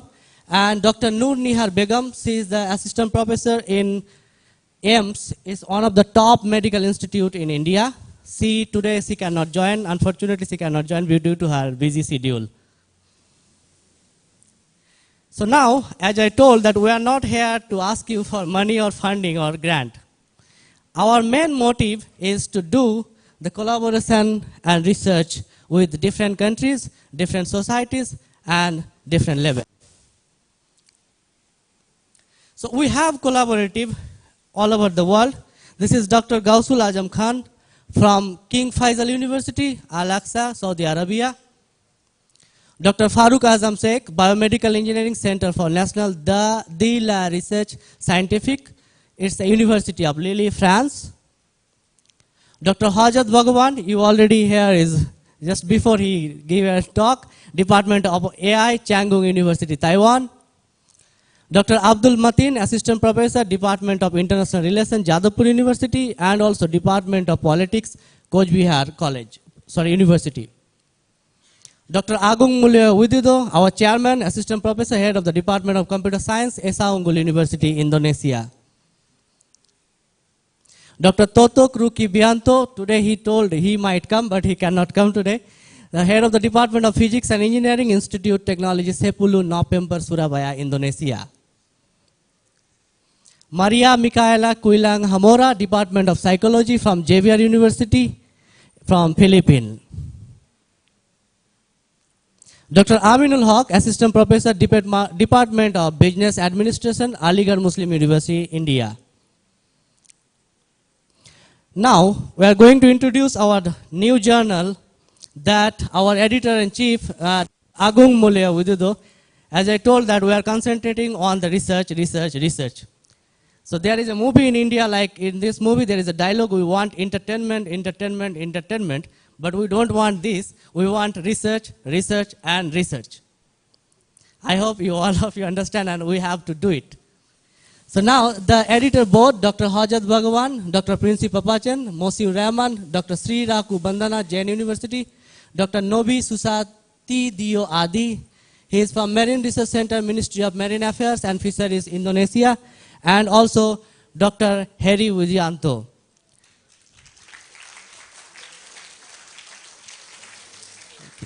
Thank you. So we are working on more than 25 journals that are indexed by SCI and Scopus. And we are the member, like peer reviewer editorial board, a member of IEEE, and also the member of Computer Society, India. This is very prestigious society in India. Now I am the member. I hope our all member will add one day into this society. That I will do it. So that's all our presentations. So as our time is very less, so I made it so fast. So, yeah, so this is our 7 years work. Within 7 years, we build it. And hopefully, in next 2 years, we will have a law department, we will have business department, and the engineering and technology department. Now we are running the medical and health research center in that campus.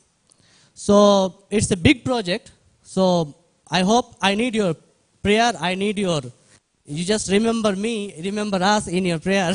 So maybe we can do it as soon as possible, finish it. So thank you so much. Thank you so much for your listening. And I also invite our managing director, Principal Pachen, Dr. Principal, to say something about our research center.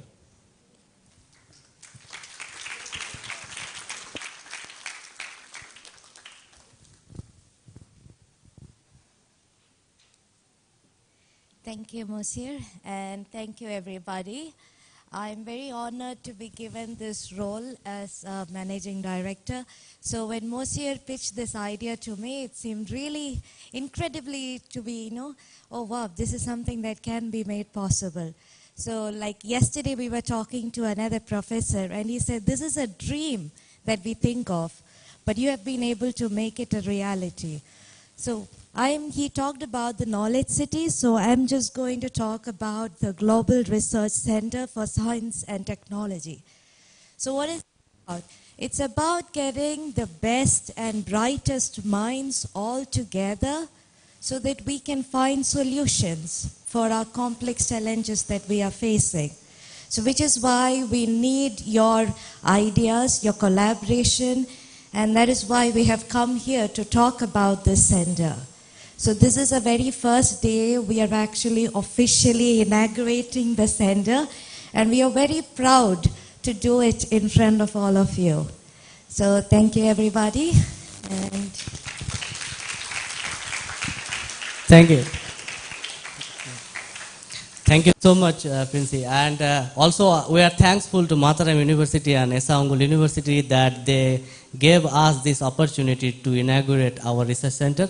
So we have to do our MOU between Mataram University and the GRCST. So I would like to invite Professor Mr. Harry. So.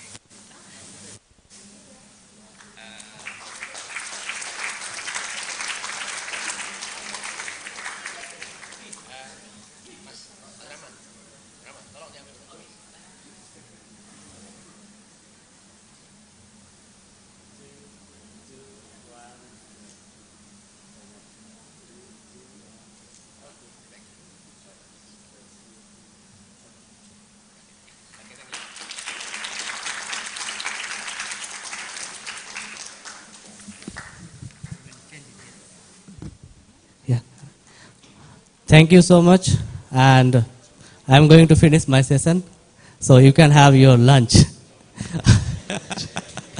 Okay, thank you all of you. Assalamu alaikum.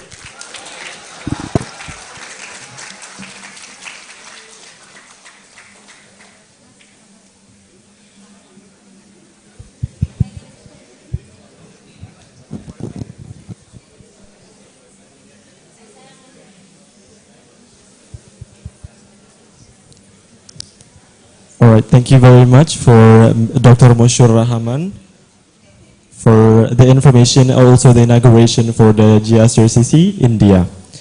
And our next agenda is we would like to invite some of the mentioned name to come to the front for us to give a token of appreciations. For the first one is Mr. Hojat Bakban, PhD. Please come to the stage, sir. Dr. Moshur Rahman, Prinsi Papachan, PhD, and representative of Northern Bukidnon State University, Philippines, Ms. Maria Micaela Q. Hamora. And also would like to invite to the stage the chairman of the second MIMSE 2023, Mr. Agung Mulyo Widodo, and the representative of the Faculty of Engineering, University of Mataram, Mr. Heri Wijayanto, PhD. For the aforementioned name, please come forward to the stage.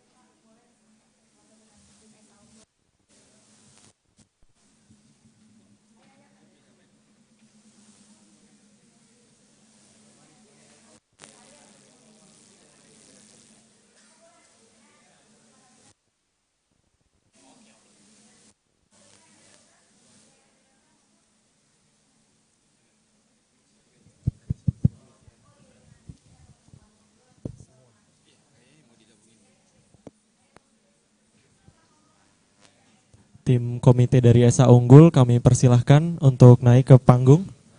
Dan tim dari Universitas Mataram juga.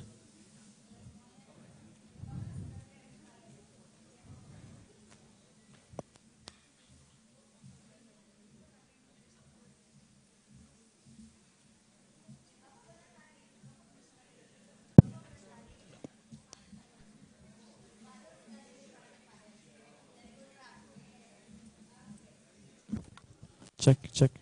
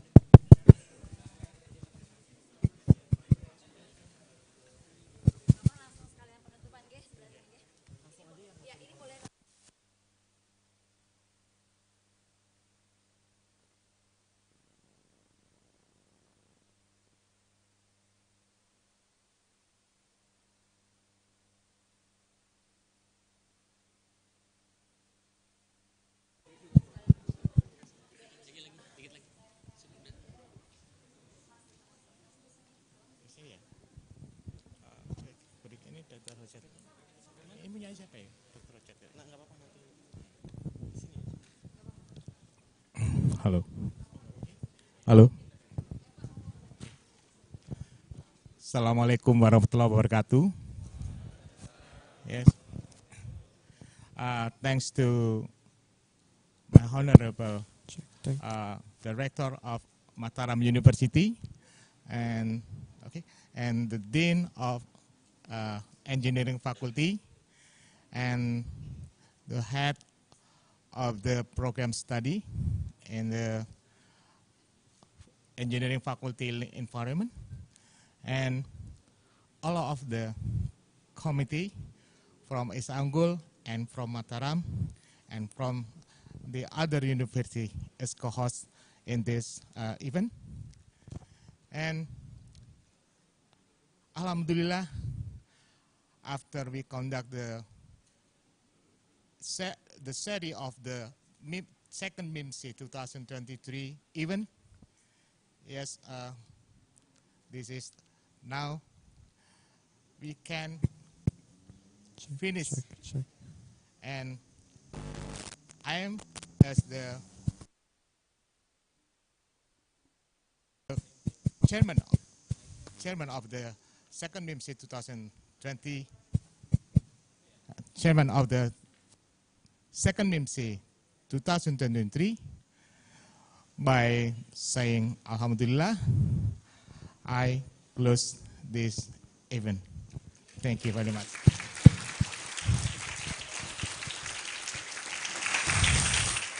Okay. Wassalamualaikum warahmatullahi wabarakatuh.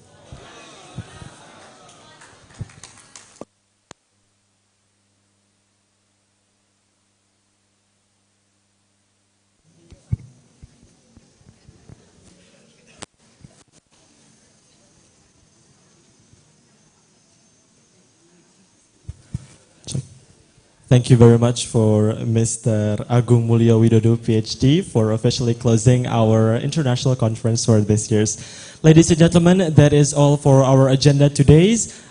Me, as the Master of Ceremony, would like to apologize if I mistakenly pronounce your name, your title, or your institution's name. Rest assured, all the mistakes are done unconsciously. For the closing, I'll see you around on the international conference next year. Assalamualaikum warahmatullahi wabarakatuh. For all the students, mahasiswa mungkin bisa foto bersama dulu. Kita berdiri, guys. Berdiri.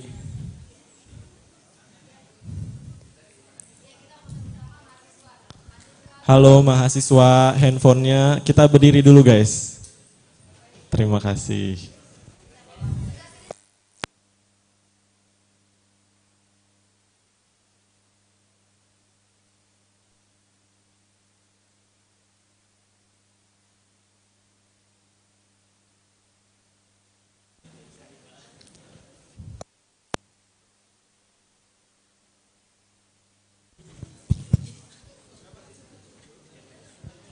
Teman-teman yang di sebelah kiri ini coba merapat dulu.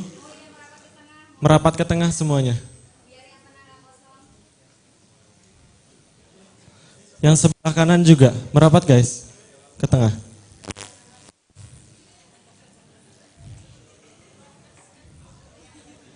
Ayo Mbak, ke tengah. Nah, Masnya ke tengah. Ke tengah.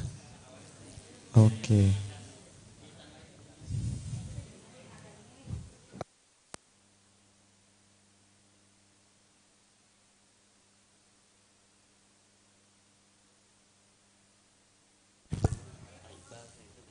Pak Iqbal, Bu Nur bisa naik ke atas Ibu biar kelihatan.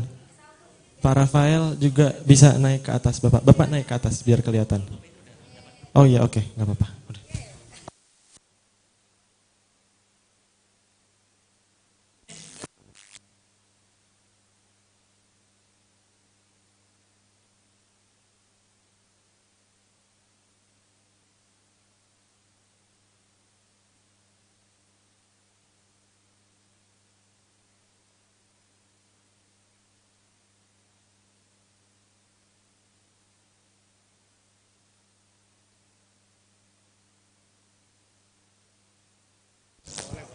Oke, semuanya tangannya di kepal, tangannya di kepal. Put your hand on your face. Do like this. Do like this. Ya. Oke.